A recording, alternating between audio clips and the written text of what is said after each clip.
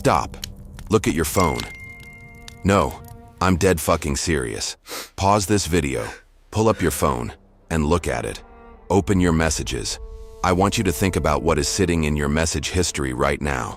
Because I guarantee, if you are brutally honest with yourself, there is a text in there, a DM, a pathetic, desperate paragraph you sent late at night that still makes your stomach turn in on itself when you think about it. You know the one I'm talking about. The one where you felt them pulling away. You saw the delayed responses. You felt the coldness creeping into their words like frost under a door. And instead of holding your ground, instead of anchoring your feet into the earth like a goddamn man, what did you do? You panicked. You bled all over the screen. You over-explained. You justified every little action. You poured your heart out, handing over your spine on a silver platter to someone who was looking at you with absolute, freezing contempt. I just want to know where we stand. Did I do something wrong? I feel like you're pulling away. And then what happened? You sat there, in the dark, staring at the read receipt, watching the typing bubble appear, and then disappear. Your cortisol spiking. Your chest tightening so hard it felt like a heart attack. Feeling like a complete, absolute fucking idiot. If that memory makes you angry, good. Hold on to that anger. Let it burn in the back of your throat. Because the biggest mistake of your life wasn't something you did. It was what you couldn't stop yourself from doing. How much of your dignity, how much of your actual soul, have you burned to the ground simply because you couldn't handle the agonizing anxiety of being silent? Today, I am not going to teach you what to say to win people back. I'm going to teach you how to destroy their leverage over you, how to completely dismantle their power over you and rebuild yourself from the ashes by giving them absolutely fucking nothing. 4 seconds of dead, heavy silence. There is a silence that most people never learn to sit inside. Not the silence of the coward who bites his tongue because he's terrified of conflict.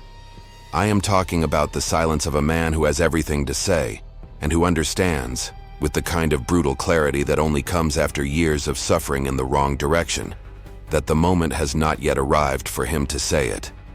Look at how you live your life. Do you not see how they pull your strings like a cheap marionette? Every time they provoke you, you jump. Every time they withdraw, you chase. You are a puppet. And the saddest part is, you don't even see the strings. This silence, the one I am about to tear open for you right now, is a weapon. And learning the difference between cowardice and sovereignty might be the most agonizing and ultimately euphoric work you will ever do in your goddamn life. Picture a chess grandmaster sitting across a wooden board. The room is dead quiet. His fingers are perfectly still. He sees the move. He sees it completely, fully. The way a composer hears the entire symphony before a single note is written. He knows exactly what square will crack the geometry of his opponent's defense. And he doesn't move. He sits. He waits. He watches. And in that stillness, something sinister happens. Not on the board, but inside the mind of the person sitting across from him. The opponent expected action. His nervous system was calibrated to the rhythm of move and counter-move. He was ready for the fight. When the move doesn't come, when the grandmaster just stares, unblinking, unbothered, the opponent's internal architecture begins, almost imperceptibly, to fracture. He starts sweating. He starts second-guessing himself. What does he see that I don't? Is my defense flawed? Is he playing with me? The grandmaster didn't attack. He let the other man defeat himself with his own agonizing anticipation. He created collapse from the inside. Over 500 years ago, in the blood-soaked streets of Renaissance Florence, Niccolò Machiavelli wrote a manual for survival. Modern people, weak, overly socialized people, hear his name and tremble. They call his philosophy toxic. They call it evil. Do you know why? Because modern society is built on the illusion of safety, and Machiavelli dealt exclusively in the brutal, unforgiving currency of reality. 500 years ago, the weapons were poisoned wine and daggers in the dark.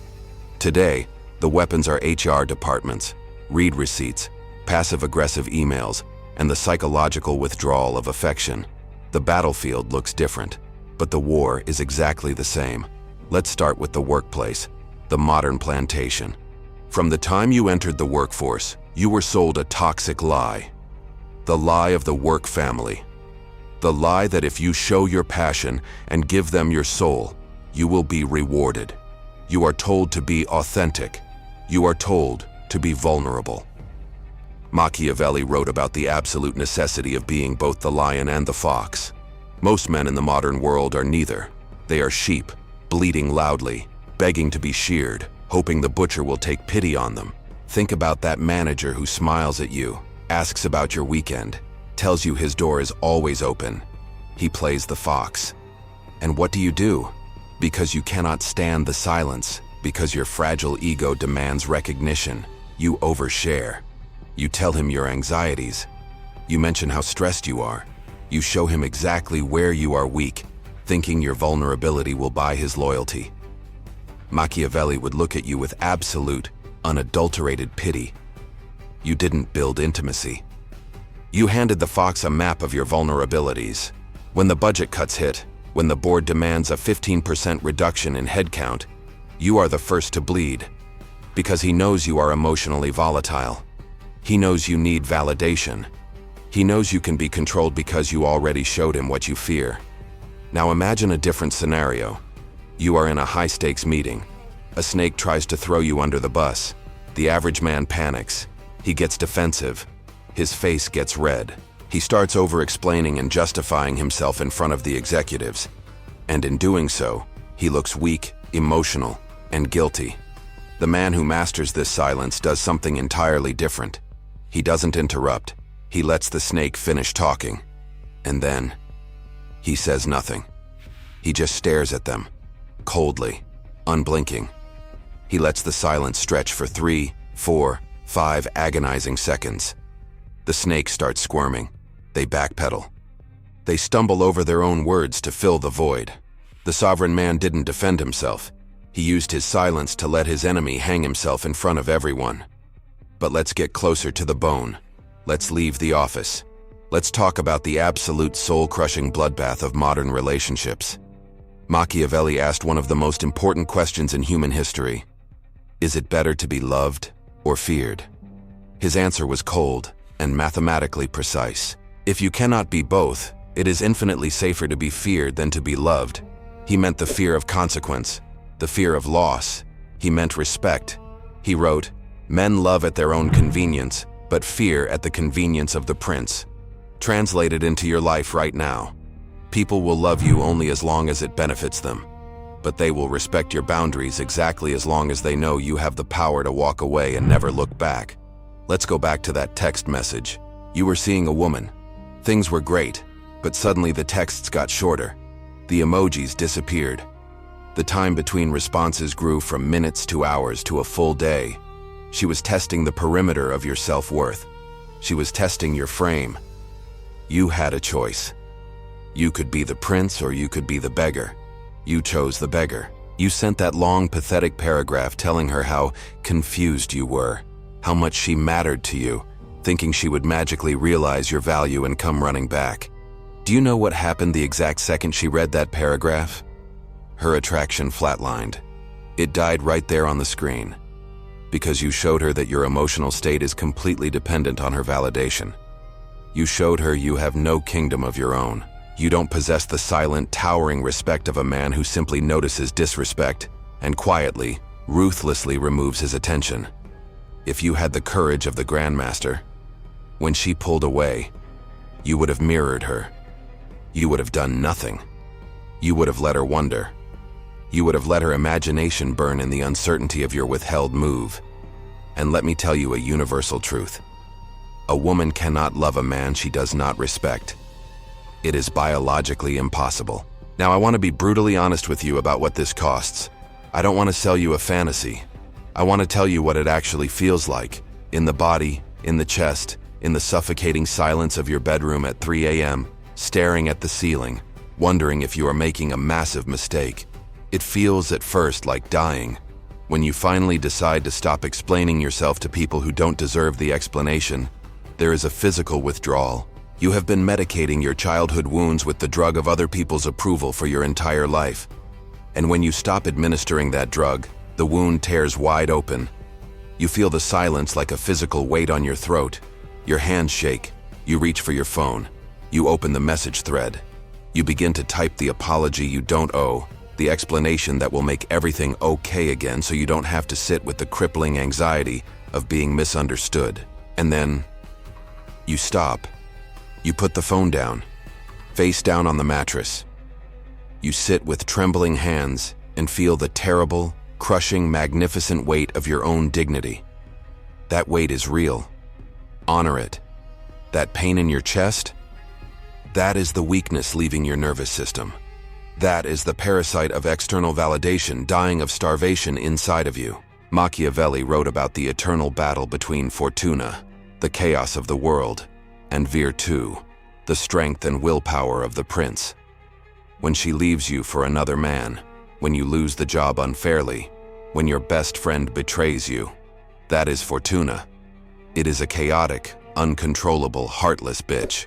But Virtù is the dam you build before the storm hits. It is the ironclad discipline of holding your silence when every fiber of your biology is screaming at you to react. While you cannot control the chaos of the world, you have absolute dictatorial control over your own response to it.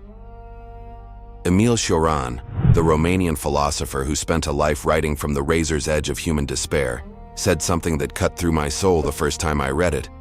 It is not worth the bother of killing yourself, since you always kill yourself too late. Underneath that black darkness, there was a precise clinical truth. We always wait until the suffering is unbearable before we choose differently. We don't walk away from the woman who disrespects us until she has fundamentally destroyed our self-esteem. We choose differently only when remaining on the old path becomes more painful than the terrifying fear of the unknown. The silence I am describing requires you to choose differently before the pain destroys you. That is the grown man's version. That is the prince's version. Let's talk about one of Machiavelli's most ruthless, unapologetic rules. If an injury has to be done to a man, it should be so severe that his vengeance need not be feared. Never do a small injury. You find out someone betrayed you. You find out she cheated. You know, logically, you need to cut them off. But what do? You send a long text explaining exactly why you're mad. You tell them you need space.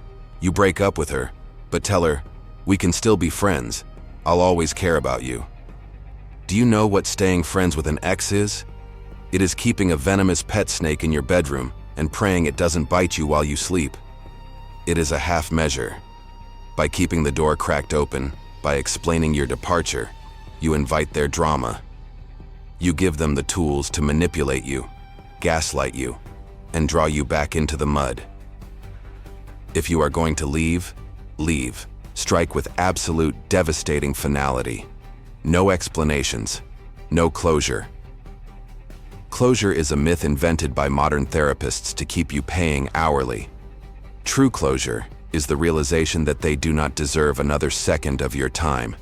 The withheld move is the ultimate execution. You just remove your presence entirely.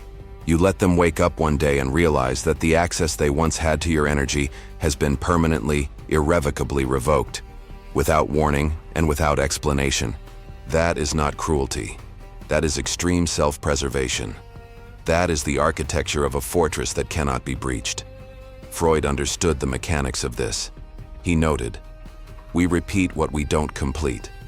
You cast new people in old roles. You cast your boss as the demanding father who was never satisfied. You cast your girlfriend as the distant mother who only loved you when you didn't cause trouble. All of it, an unconscious attempt to finally win the conclusion that was denied to you the first time. The man who learned as a child that love required performance will perform compulsively until something interrupts the pattern. He will explain himself in every room where he senses judgment. He will pursue every person who withdraws. The pattern is not a character flaw.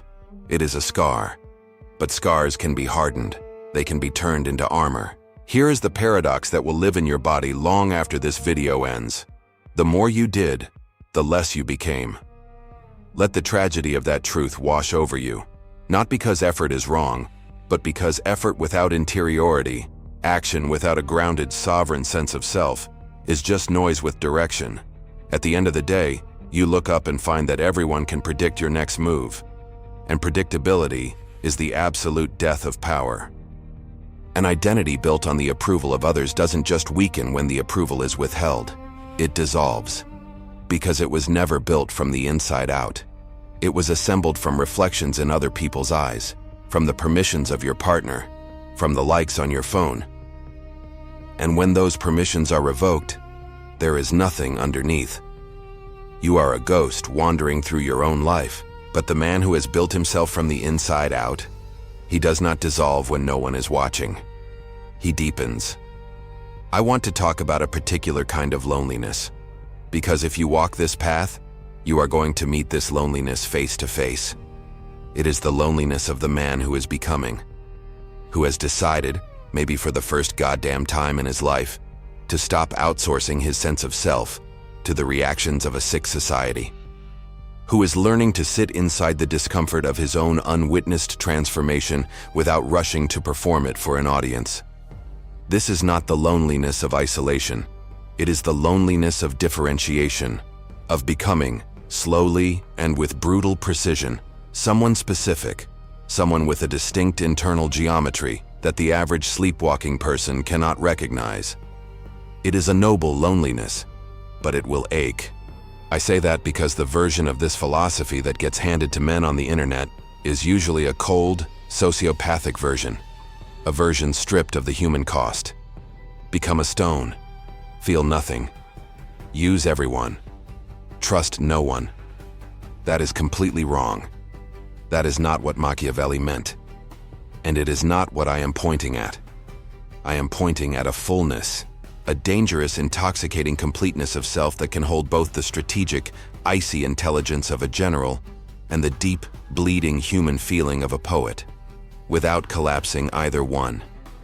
The man who can be moved by a piece of music without being swept away by it, who can care about his mission without performing his caring for the crowd, who can love entirely, passionately, without dissolving his identity into the person he loves, who can withhold his move not from a deadened absence of feeling, but from the overwhelming fullness of his understanding. That man is not cold, he is precise. A cold man feels nothing, he is dead inside. A precise man feels everything, but he chooses what gets out. Robert Greene, tracing the lineage directly from Machiavelli, wrote that power is a function of where you are standing when the moment of crisis arrives, not how much you were moving before it. The prince who acts from necessity has already lost his sovereignty. If you are acting because you are triggered, because she made you mad, because he insulted you, you have already lost. You are a slave to the stimulus. Picture a man sitting across from a woman he loves. A moment of intense conflict erupts. Accusations are thrown. The emotional temperature hits a boiling point, and the man says nothing.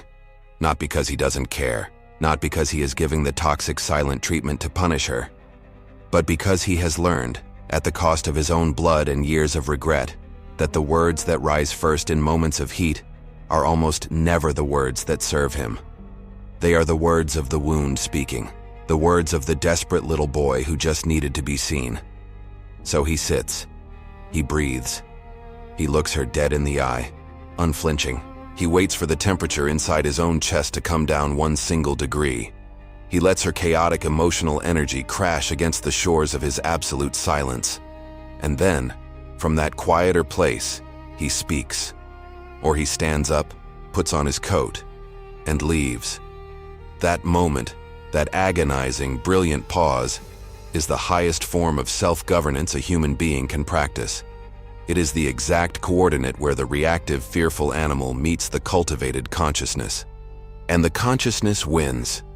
I think the deepest version of this teaching is not about power over others at all. It is about presence. It is about the difference between a person who is always somewhere else, living in the anxiety of the future, drowning in the regret of the past, and a person who is here, fully here. Quiet enough inside to notice what is actually happening, rather than what their trauma has already decided is happening.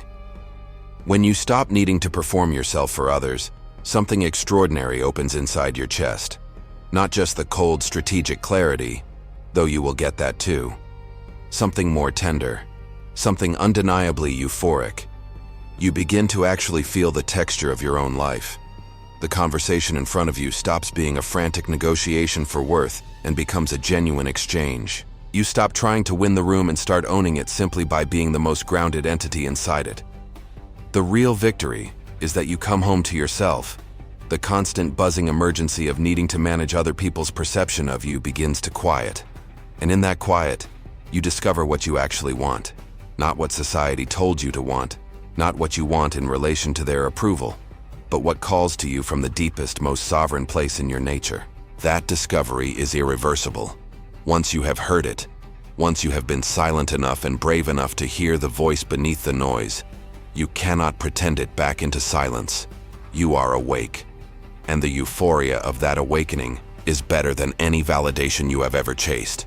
The men who most need this teaching are not the cold men, not the already armored, already detached men. Those men need a different teaching. They need to learn to bleed, to risk, to be human. The men who need this are the ones who feel too much and show it all. You know who you are. You mistake intensity for intimacy. You love with a desperation that is really a question. Do I deserve to be here? You pursue with a relentlessness that is really masked fear. If I stop pushing, everything disappears, and I am nothing. You are not weak. Hear me when I say that. You are tender, but you have no container. You are pure, rushing water without a vessel. Not because you are formless, but because no one ever showed you the shape you could hold. This silence, this strategic withholding, this Machiavellian patience, this is the shape. Not armor to keep you disconnected, not the surgical removal of your feelings. The architecture of a self strong enough to hold all of it, the depth of your feeling and the precision of your action, without collapsing into either one. The withheld move is not the absence of love. It is love with a fucking spine. It is not the absence of need. It is the maturity to meet your own needs at the root, rather than reaching outward in hunger to every passing stranger, begging for scraps. You already know the move. You have always known it. In the moments you stopped yourself from sending the pathetic double text, then send it anyway, hating yourself the second you hit send. In the rare moments where you were absolutely still inside, where you didn't react, where you could feel the immense weight of the power you were holding, and you knew, with a certainty that bypassed thought, that you were exactly where you needed to be. You know the difference between the move that serves your sovereignty and the move that serves your anxiety. The question has never been knowledge. The question has always been courage, not the courage to act. Any fool can act. Reaction is the default state of the animal. I am talking about the courage of stillness, the courage to let the gap between what you know you are and what they've been allowed to see grow wide enough to contain your full sovereignty. The courage to be unread, misunderstood, and judged by people who haven't yet earned the fluency to speak your language. The Grandmaster holds the endgame in his mind from the very first move. Not arrogance, absolute unshakable faith in the geometry of his patience, in the mathematics of his position, in the quiet inevitability of the person he is becoming. When your moment arrives, and if you master this, I swear to God, it will arrive. You won't need to shout. You won't need to explain. You won't need to beg for your spot at the table. The board will already be yours. Not because you forced it. Not because you chased them down and logically convinced them of your worth, but because you waited. Because you chose, again and again, in the small agonizing private moments when no one was watching, to remain sovereign over yourself. Stop making the other moves. The only move that matters now is waiting. Checkmate. Dead silence for exactly 3 seconds. Voice drops. Dangerously intimate. Absolutely commanding. Now listen to me. I know exactly what this video just dug up inside of you. There is a specific face, a specific name, a specific humiliating moment flashing in your mind right now. A moment where you gave your power away simply because you couldn't keep your mouth shut. Scroll down into the comments. Right now. If you have ever ruined your own power, If you ever handed someone the knife because you over-explained, over-texted, or begged for scraps of their attention, I want you to confess it. Write it down. Put it in the light. Tell me what it cost you. Or, if you have already walked through this fire and mastered this silence, tell me the moment you watched someone break because you gave them nothing. Write it. Claim your sovereignty. Let's see who among you is actually ready to stop playing the pawn and start owning the fucking board. Go. Do it right now.